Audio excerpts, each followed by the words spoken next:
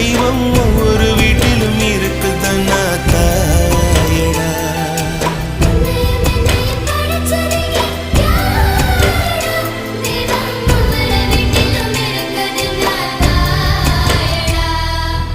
ஆசைப்பட்ட எல்லாத்தையும் காசிருந்தா வாங்கலாம், அம்மாவை வாங்க முடியுமா நீயும்?